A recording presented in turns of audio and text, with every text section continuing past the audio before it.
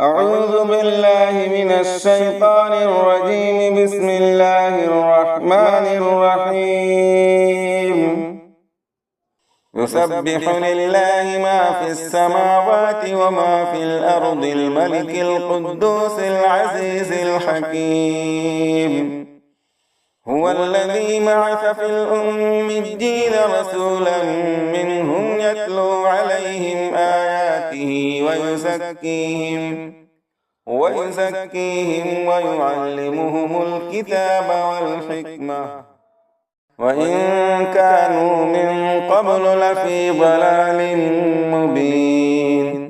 وآخرين منهم لما يلحقوا بهم وهو العزيز الحكيم. ذلك فضل الله يؤتيه من يشاء والله ذو الفضل العظيم.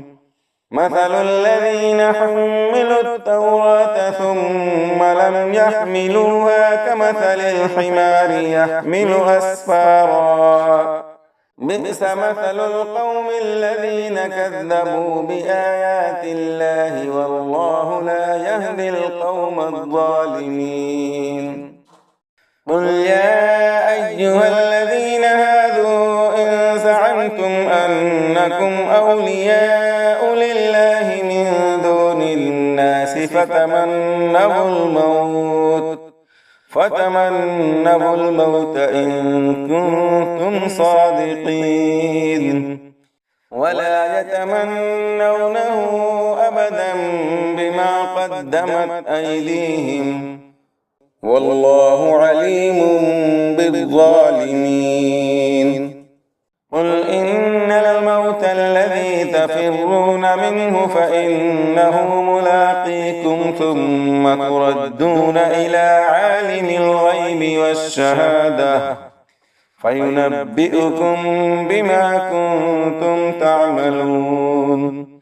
يا أيها الذين آمنوا إذا نودي للصلاة من يوم الجمعة فاسعوا إلى ذكر الله وذروا البيع، ذلكم خير لكم إن كنتم تعلمون.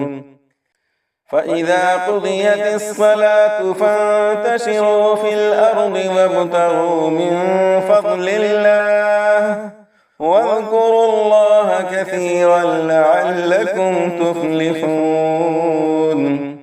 وإذا رأوا تجارة أو لهوا انفضوا إليها وتركوك قائما. قل ما عند الله خير من اللهو ومن التجارة والله خير الرازقين. صدق الله ومولانا